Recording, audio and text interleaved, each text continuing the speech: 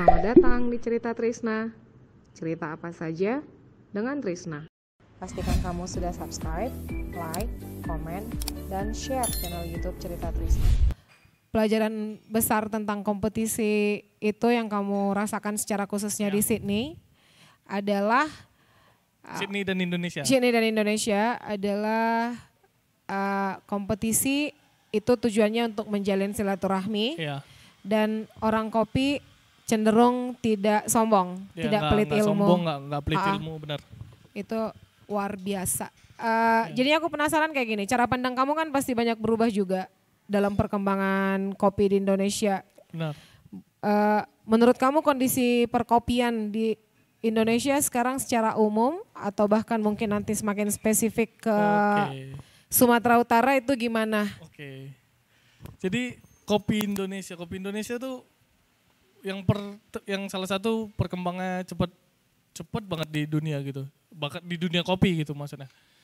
Nah, tapi apa yang masih dibutuhkan? Mungkin pertanyaannya yang paling sering gitu, apa yang masih dibutuhkan di Indonesia? Banyak yang masih dibutuhkan di dunia perkopian. Kayak yang paling ini ya, yang paling gak boleh sih sebenarnya di kita tuh kayak cepat puas gitu. Oh, cepat puas dengan apa yang udah ada. Iya, maksudnya kayak kopi di Indonesia banyak, nggak usah pening-pening lah gitu. Apa yang ada udahlah gitu kan. Nah, justru aku kayak belajar dari salah satu teman yang orang Amerika Latin lah, orang Kolombia tadi gitu. Karena di sana kopi barang mahal, mereka jadi lebih aware yang tinggi gitu. Harganya jauh lebih tinggi dibanding Indonesia. Bahkan jadinya sekarang malah ya kopi Amerika Latin, kopi Panama yang paling mahal di dunia gitu. Ada Geisha gitu. Kopi Panama itu yang paling mahal harganya di dunia sekarang. Untuk saat ini mungkin ada beberapa varietas Geisha yang mahal lah gitu. Yang nggak harus Geisha nggak harus di Panama sih, ada di Ethiopia juga ada. Tapi ya yang sempat jadi kopi termahal di dunia itu ya Geisha-nya Panama. Iya ya. Nah, kalau dari sisi internasional, kopi Indonesia itu dinilainya gimana? Kopi Indonesia bagus di internasional karena yang dikirim dari Indonesia juga pasti barang bagus sebenarnya kan. Di Australia aku masih nemuin Farmer by A. Siregar gitu. Iya serius. Di ada Refrofactory di Surrey Hills di Sydney. Ya mereka pakai kopi Indonesia berarti gitu. Tapi kalau ngomongin industri kopi Indonesia banyak berubah sih. Banyak berubahnya. Mungkin ya dulu aku mandang kopi kan kayak dulu masih awam mungkin di kopi ya. Kopi cuma diketahui beberapa orang yang expert atau yang sekolah gitu. Oh, sekolah kopi. Yang sekolah kopi gitu. Tapi sekarang kan akses belajar makin banyak gitu. Fenomena juga makin banyak jadinya gitu. Kayak apa ya yang kemarin tuh ada fenomena pendekar kopi itu di Indonesia. Pendekar kopi? Iya. Itu gimana? Nah jadi pendekar kopi ini fenomena apa ya, lucu lah kita bilang gitu. Kayak misalnya kakak entusias nih sama kopi gitu. Iya. Pasti mau cari tahu. Pengen tahu lebih banyak tentang kopi. Tahu lebih banyak gitu. Ketika udah tahu kan butuh validasi untuk ilmunya bener nggak nih? Oh gitu. iya. Nah biasanya pendekar-pendekar tuh kayak datang ke satu kopi shop terus. Mereka yang disebut pendekar maksudnya? Iya. Oh. Customer yang pengen tahu itu. Iya, yang pengen tahu itu. Mereka disebut pendekar. Oh. Nah, itu apa ya? Pendekar kalau ngomongin pendekar jelek semua enggak. Pendekar ada yang baik kayak ya mungkin dia nanya-nanya kayak datang ke bar gitu. Oh, ini kopi apa? Atau banyak tanya lah gitu, banyak request. Banyak request. Itu pendekar kopi maksudnya. Ya, biasa baru tahu istilahnya. Nah, ada pendekar kopi itu istilahnya. Nah, mereka mungkin ya bisa jadi beneran pengen belajar kan. Tapi karena kemarin keburu kayak banyak kali requestnya ini pening lah gitu kan. Jadi kayak di stigmanya negatif jatuhnya. Ya padahal nggak semua. Ya mungkin ada beberapa orang yang mungkin kayak wah aku baru tahu ini ku tes lah dulu anak ini misalnya gitu kan. Ya mungkin ada tapi kan nggak semuanya kayak gitu. Nah makanya fenomena banyak di industri kopi Indonesia. Makanya kayak fenomena pendekar sendiri menurutku udah selesai sih. Itu tahun berapaan sih? 2000 sebelum 2019an masih kencang. Tapi itu kan menunjukkan kalau orang sudah mulai makin tertarik untuk memahami kopi ya. Iya.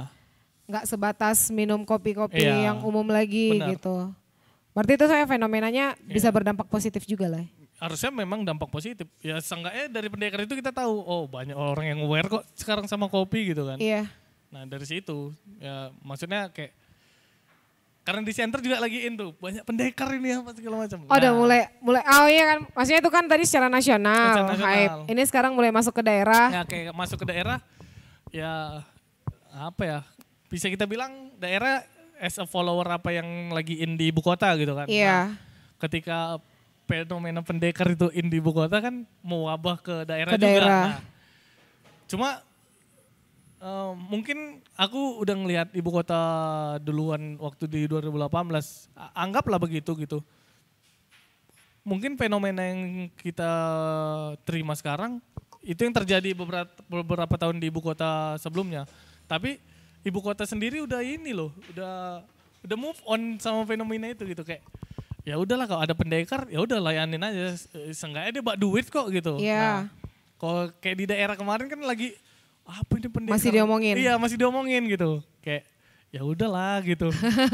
Ya dia datang bayar seenggaknya Iya. itu gitu. Kecuali datang banyak cincong nggak bayar, nah itu cocok lah di Harapannya memang sebaiknya sebagai yang menyambut pendekar ya disambut aja gitu iya, ya. sambut aja gitu. Selagi dia bak duit dah sambut aja. Dan itu mempermudah edukasi yang kalian harapkan juga kan sebagai Sebenarnya pelaku iya. kopi. Cuma karena itu tadi stigmanya terlanjur negatif gitu. Orang kan ya, aku paham juga sih, ya aku ngebar juga kan soalnya kayak orderan nanti CEO-nya entah sepanjang apa udah terus kawan ini, bang pakai ini ya, tambahin ini ya gitu. Suhunya sekian ya. Oh sampai sedetail itu Iya. ya. Ya Padahal belum pendekar- tentu juga mereka ngerti beda Iya, rasanya. sebenarnya Oh iya, itu gitu. ngerti-ngerti sekarang. Pendekar itu yang seribet itu. Iya, yang ya customer ribet lah bahasa gampangnya, tapi ya gitu kan. Jadi ya udahlah, terima aja lah apa yang terjadi gitu. Terima aja. Pernah ngalamin kayak gitu juga? Pasti pernah. Pasti semua barista juga kali pernah. Evo pernah gak sih? Sering. Boleh kasih tips mungkin buat teman-teman yang masih kaget menghadapi. Ya aku sering bilang gini sih ke teman-teman yang di bar mungkin. Setiap coffee shop kan punya SOP, Ya, standard operation kan. Nah ketika pendekar ini datang, tapi kayak cuma, misalnya kita pakai 15, anggaplah dia mendekarin P60 gitu. Kita pakai 15 gram di kedai, tapi yang dia minta cuma, aku mau gilingannya halus, suhunya sekian gitu. Ya kita kan nggak ngerubah apapun, tinggal cetek doang, tinggal setting suhu doang gitu kan. Tapi kalau selagi dia nggak merugikan, ya udahlah dia customer gitu. Dia Tetap bawa duit lo dilayani. gitu. Tapi kalau misalnya dia sampai, wah aku mau kopi 18 gram ya, tinggal charge gitu. Nggak ada yang susah kan oh sebenarnya. iya. Solusinya ada. Tinggal kitanya mau melayani dengan baik apa enggak. Iya benar. Seenggaknya kita ngasih hospitality yang bagus gitu. Kita ngasih kesan yang bagus sama dia. Mungkin dia datang, anggaplah dia merasa sukses mendekar kita ya. Besok mungkin bawa kawannya kan. Udah lebih rame lagi. Iya, lebih rame Ngajak lagi. pendekar-pendekar yang lain juga Iya, nggak apa-apa gitu nggak ya. apa-apa, yang penting ya cuan kan. Cuan. Ya, idealisme- Balik lagi ya, idealisme versus cuan. Iya itu tadi. Tapi Versus ya, atau balancing gitu kan. Itu tadi. ngomongin itu dong, idealisme versus cuan dalam dunia kopi.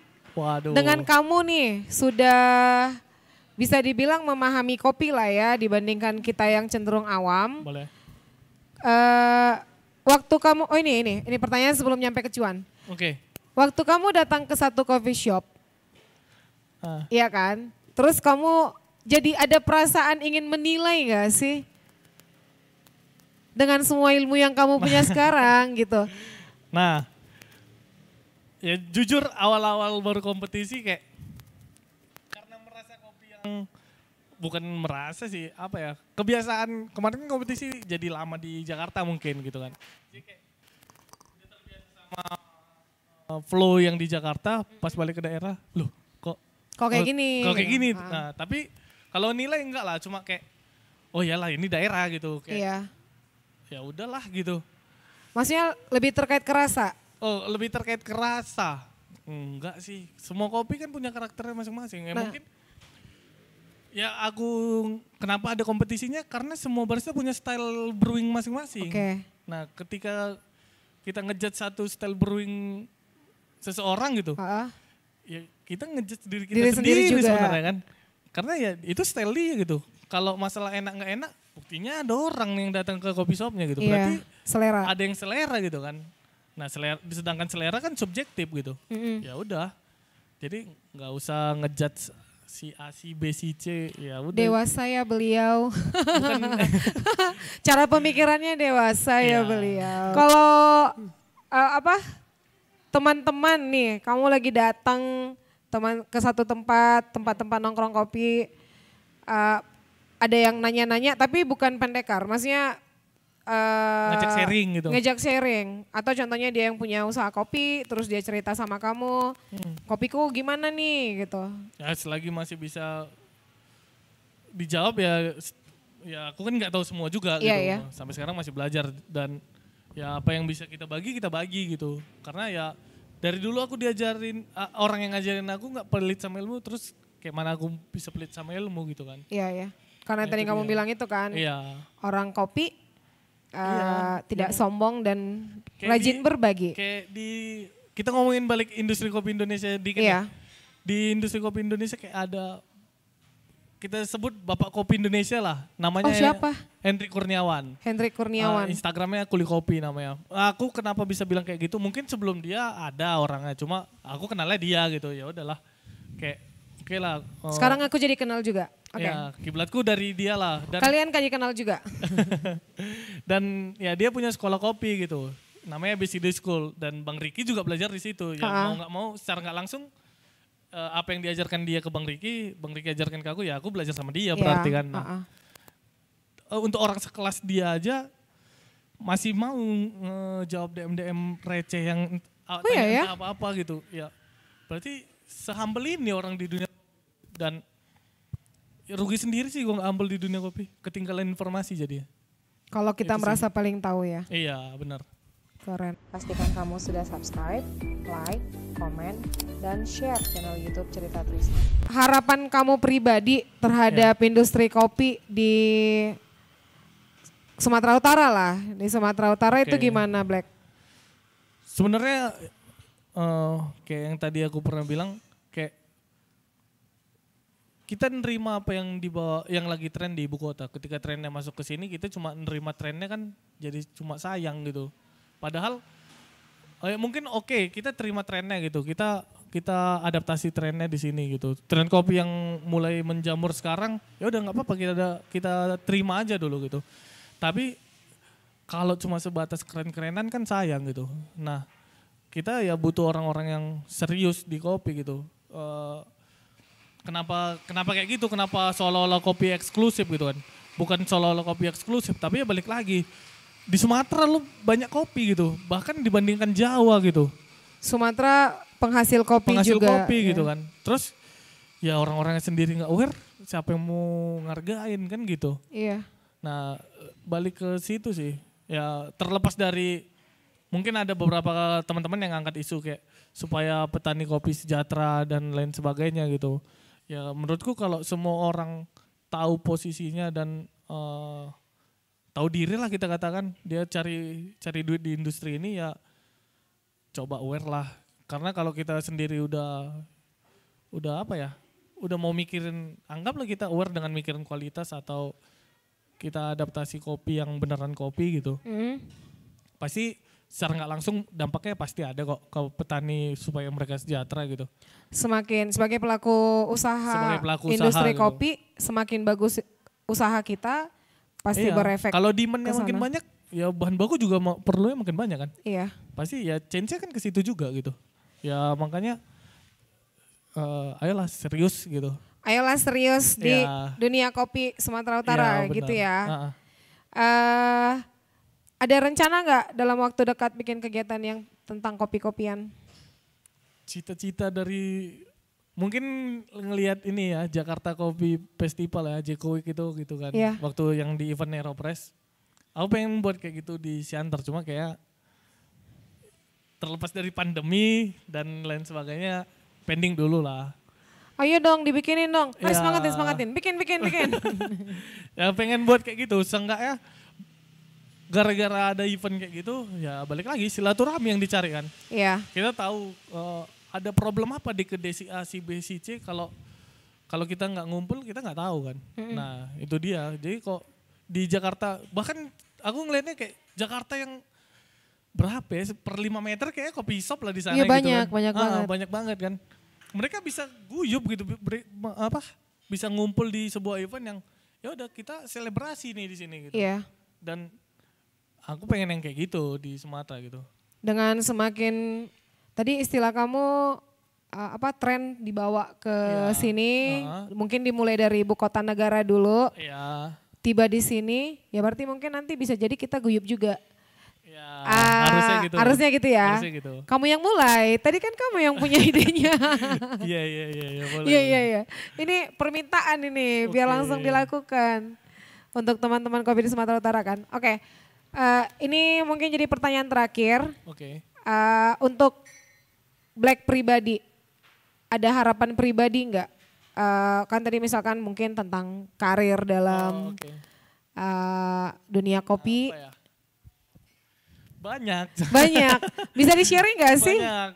Ya paling dekat dari 2019 kemarin sih pengen ikut IBRC, Indonesian Brewers Championship. Brewers itu kayak khusus manual brew.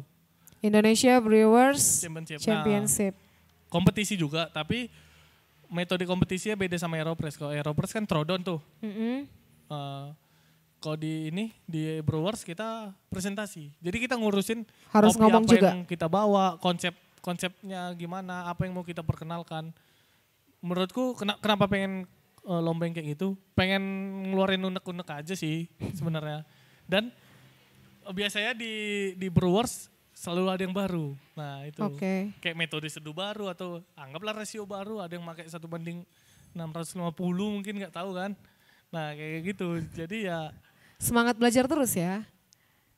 Karena industri kopi luas. Betul. Kayak mau belajar di manual brew ngerasa cukup gitu. Ngerasa cukup yang di mana? Nggak ada yang bisa ngerasa cukup. Selesai kayak nentuin rasio mungkin dapatlah di angka tertentu gitu. Ini mau digiling seberapa halus? PR. Suhunya mau seberapa panas? PR. Puringannya mau berapa kali? Agitasinya seberapa tinggi? Ekstraksinya berapa banyak? TDS-nya berapa yang dikejar? Banyak kan? Banyak variabel terhadap membuat satu seduhan kopi. Kayak TDS itu tadi kayak banyak yang orang nggak tahu. Total di soft solid gitu kan. Iya. Belum lagi ngukur Brix meter, tingkat glukosa di kopi. Ya di kompetisi itu dipikirin gitu kalau mau serius. Tapi kan idealisme nggak harus tiap hari gitu. Ya, jualan aja gitu. Ketika jualan ya nggak perlu sedetail itu. Nggak perlu sedetail itu gitu. Tapi seenggaknya kalau itu kita terapin sering, mau pasti terbiasa sih. Jadi kayak oke, kita mau ngebrew nih. Jadi yang ya lebih serius lah bisa dikatakan gitu. Itu sih. Salah satunya Brewers Cup. Terus ya banyak pengen buka. Kan masih satu. Shop. Oh, pengen buka coffee shop. Ya, di Sumatera atau di mana? Sumatera Utara. Masih rahasia? Nggak tahu. Nggak tahu di mana. Siapa tahu di Bali G. Yeay. langsung bangun Bapak itu. Ya nggak tahu di mana tapi pengen. Oke. Terus apa ya? Paling pengen tuh punya kayak Coffee Academy. Jadi kayak Coffee Academy, nice. Apa yang pernah kita dapat ya kita sharing, entah sama nggak kayak kelas yang ini sih. Nggak kayak kelas yang kayak mana? Kelas sekolah apa? Formal gitu. Formal. Iya. Tapi kayak lebih nyantai tapi kita bisa sharing ilmu ke banyak orang. Itu sih. Yang paling aku tangkap dari kamu dari tadi itu adalah kesukaan berbagi loh. Maksudnya kayak entusias kopi entusias ya tadi istilahnya. Ya. Kamu pengen banget sharing gitu. Benar-benar dapat banget kayaknya ilmu yang dari Sydney tadi. Karena ya balik lagi kalau nggak aku sharing terus aku dapat informasi baru. Oke. Gimana cara yang nggak ada kan? Gitu. Itu sih. Oke. Aku dengar nih dari obrolan-obrolan katanya bakal gabung sama satu tenan yang paling terkenal se-Indonesia karena ada filmnya. Boleh sebut nama nggak? Boleh lah. Katanya akan gabung di Filosofi Kopi. Ya, dalam waktu dekat kemarin udah dapat email kayak bakal jadi head bar di Filosofi Kopi cabang Medan mungkin. Wow, selamat ya, tepuk tangan loh. Akan berdiri sejajar bersama cowok-cowok ganteng lainnya. Ya, karena ya mungkin banyak yang komplain justru malah ketika Kenapa? aku bilang, "Wah, masa kau udah kopi konsultan nge-head bar lagi gitu." Aku percaya kayak harus ada martir gitu. Kalau nggak ada martir, nggak tahu mau ngapain lagi nanti. Jadi kayak ya udah, nggak apa-apa lah downgrade gitu. Kalau orang anggapnya downgrade, ya udah nggak apa-apa downgrade. Karena menurutku ini upgrade gitu. Ya misalnya kayak mungkin kita biasa nge-build sistem kerja di coffee shop versi Sumatera gitu kan. Ketika ada brand dari Jawa yang masuk, kenapa nggak coba belajar terus adaptasi kan gitu. Iya. Bisa mendapatkan yang lebih baik juga dari sana. Ya, dan benar. aku yakin kamu bakal sharing juga tuh nanti yang lebih baiknya. Pasti kalau Iya kan? itu pasti. Dan tentang bisnis kopi konsultannya, itu kan bisa berjalan barengan kali ya. Mungkin nggak secara bisnis, tapi konsep kerjanya bisa berjalan secara barengan. konsep bisa, benar. Terima kasih banyak Black sharingnya. Kak Atau ada Trisna. yang mau ditanyain gak sih dari kalian? Kapan buka di Bali, Ge? Tanyain. Nggak ada yang mau ditanya? Evo? Nggak ada. Dia mau bisik-bisik aja katanya. Oh ya, boleh. Makasih banyak Black sudah berbagi di cerita Trisna. Aku yang makasih kayak bisa sampai Bali G. Bisa nyampe Bali, Ge. Bisa Kita loh. masuk cerita Trisna. Asik. Wih. Endorse. Iya. Saling mendukung selalu. Ya. Baik, bukan hanya dalam dunia kopi. Aku juga senang banget jadi punya teman baru. Benar. Sukses buat cita-cita ke depan semuanya. Amin. Nanti kalau udah makin ganteng di Filosofi Kopi, semakin lebih hebat lah gitu ya. Ya, amin. Mau disebutin nggak IG-nya apa? Follow gitu. Oh itu ya? Ya, kan boleh. Ya, jadi kalau mau IG, mau follow IG ada di @wakblack kayak yang gini tuh. Iya, kelihatan tuh Cuma namanya. nggak pakai spasi. Follow, subscribe. Ya, itu sih follow IG. Dah. Untuk IG di wakblack tanpa spasi. Tanpa spasi. @wakblack. Oke. Demikian teman-teman obrolan kita bersama Wakblack. Nama asli kamu sebutin dong, dari tadi belum disebutin. Oh ya, Fikri Asdadin. Fikri Asdadin Ya. yang lebih dikenal dengan Wakblack. Semoga semuanya semakin tercerahkan dalam dunia kopi. Oke ya. Oke. Sampai ketemu lagi di Cerita Trisna, cerita apa saja dengan Trisna. Dadah. Pastikan kamu sudah subscribe, like, komen, dan share channel YouTube Cerita Trisna. Tepuk tangan dulu. Kopi pasta itu lazim di mana-mana. Dan aku selalu percaya seleksi alam. Nah, Seleksi itu dia. alam. Seleksi alam. Berarti tadi berkarakter, kan Ricky nih tadi yang nanya ya. Ricky, bentuklah karakternya. Iya, itu Kita dia. punya karakter yang kenal dengan Ricky itu mungkin bisa dibangun dari situ ya, iya kan? Ya, benar. Dan seleksi alam buat kopi pastanya. Ya. Aku tambahin di syarat untuk growing itu mungkin salah satunya yang pasti itu profit naik terus gitu. Iya. Demand naik terus sejalan lah sama profit gitu. Terus yang paling penting great feedback dari customer. Great feedback, dapat feedback positif dari customer. Oke, mungkin aku masuk ke yang paling, kalau aku pribadi nganggap yang paling mahal di Sumatera Utara ini bukan produk dari satu coffee shop, tapi hospitality. Keramah tamahan. Iya. Aku dari tadi bagian menerjemahkan ya. Ya, dan itu mahal. Di Siantar sendiri untuk kelas, anggaplah kelas kakapnya gitu, kelas pemain lamanya gitu. Itu masih susah gitu di Siantar sendiri gitu. Di Medan, bahkan Jakarta aja beberapa masih ada isu itu diangkat gitu. Dan itu PR juga mungkin untuk pelaku-pelaku industri, menanamkan hospitality itu berat. Iya. Itu berat. Dan Wak Black telah memasukkan kita ke poin keempat hari ini. Kita janjian ya. Tadi aku udah kasih clue ya. Enggak sih. Jadi hospitality itu berarti terkait juga dengan pariwisata kan ya. Benar. Karena tadi udah disinggung juga kalau salah satu market besarnya untuk kita yang ada sekitar 40 usaha yang bergerak di bidang kopi sejauh ini per hari ini marketnya adalah pariwisata.